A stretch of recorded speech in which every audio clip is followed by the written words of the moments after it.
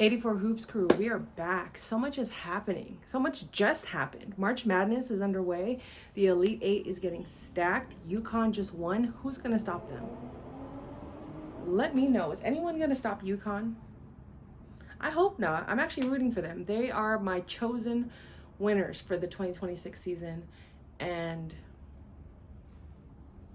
I'm not backing out. I'm not backing out. They're typically not my favorite team, but how can you deny them?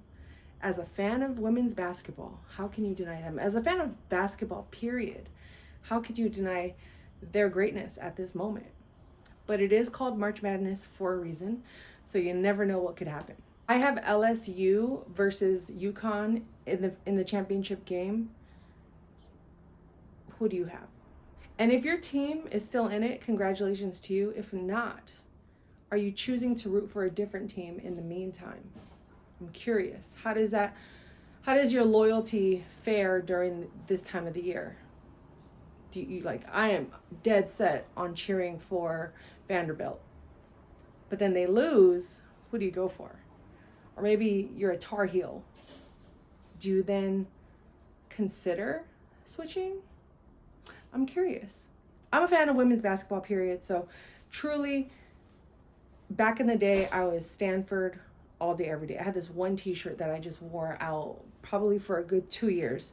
I wish I still had it, but it was like a dream come true having that t-shirt, because Stanford back in the day in the 90s was just, to me, elite. Whether they won it or not, I just enjoyed watching them play, and it changed my life.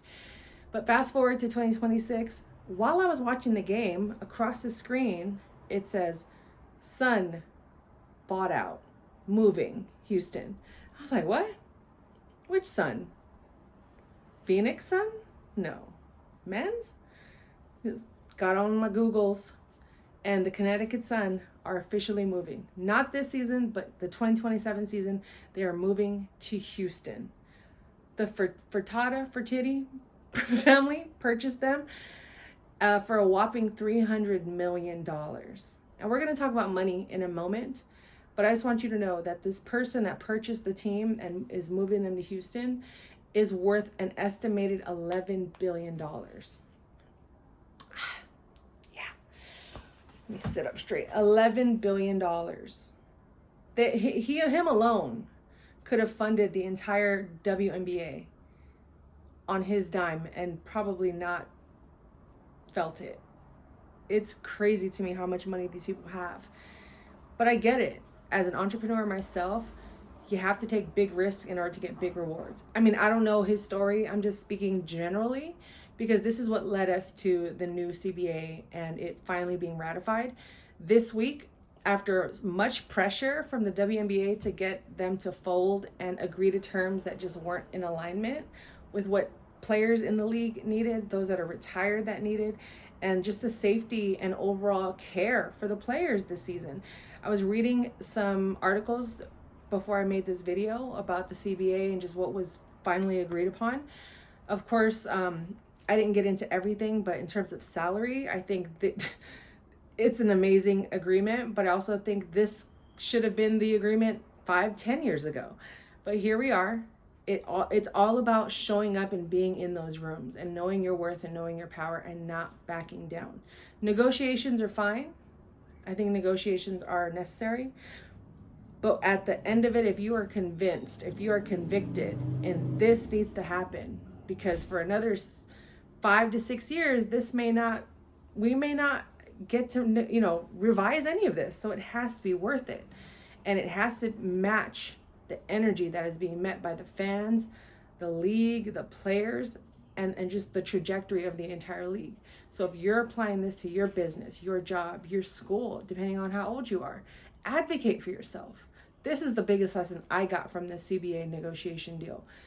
Is yes, they got a majority of what they asked for, but at the same time, it was because they advocated for themselves. They did their research. They got into the rooms. They didn't just do this on Zoom. They didn't just passively let one person take care of it. No, they collectively came together, met with the big people in charge, had the conversations, had the people that could basically interpret a lot of the jargon, the attorney and law jargon that was presented to them.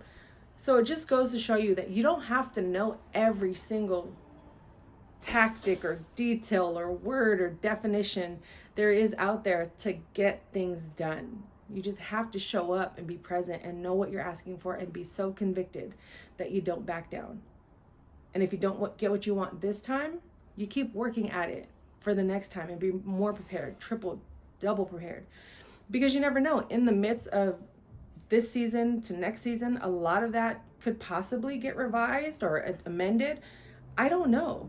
Crazier things have happened in our lifetime, okay? Especially in this era of our government and the world and the state of the world. So I wouldn't put it past the league if things get amended or revised along the way. I work in real estate, so that happens all the time. People renegotiate while we're in contract. So big up to everyone that was involved in the CBA and their participation, their involvement, their commitment to being present and making these deals happen, because they absolutely deserve it. And it's only going to elevate women's sports on and on for years and decades to come, because they're setting the precedence of and the standard of what it is women should be paid, regardless of what people's perception of viewership and ratings and, you know, is it profitable or not? No, it's like we have to knock down these walls and get past these gatekeepers that are holding the keys for us to walk into these rooms.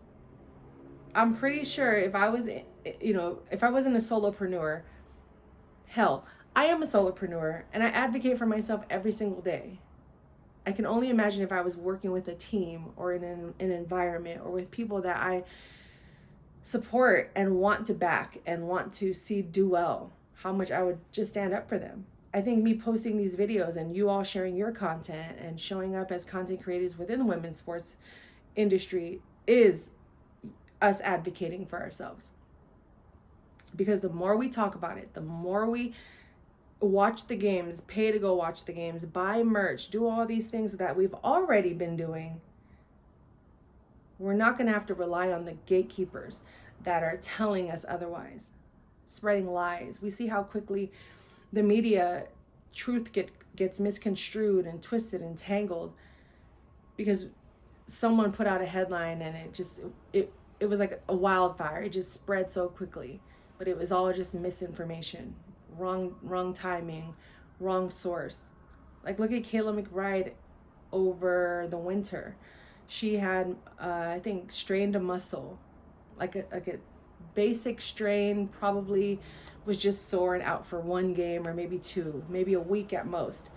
But the media blew it up as Kayla McBride, rips open her thigh or her hamstring, out for the season. And it's like everyone ran with the story. And so Kayla McBride, she woke up from a nap or something and was like, hey guys, I'm fine. I don't know what the media is talking about, but I'm good.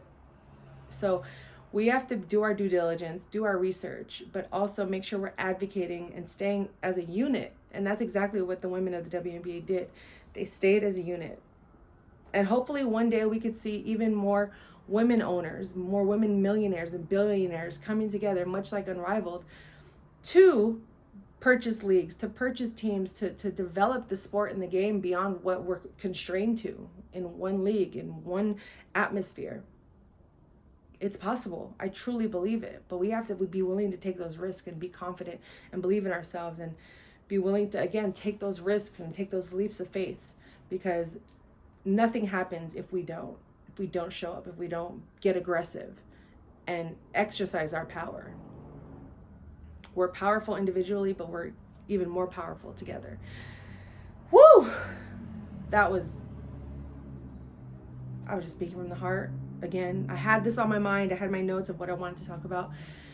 And I'm just very pumped and passionate about the trajectory of women's sports in general and how the WNBA and women's soccer is also leading the charge in this industry. Now we're seeing more professional sports in hockey, in, I believe, flag football, baseball, volleyball. If I didn't already say volleyball, we have women's golfers. I mean, there's so many different sports that are actively rising to the surface that deserve our attention, deserve our time, and deserve our money. So support women's sports through and through. Thank you for watching. It's the 84 Hoops crew. My name is Lily, like the flower, but you can call me Lilz. And it's the 84 Hoops crew. Subscribe, subscribe, subscribe. Join the crew.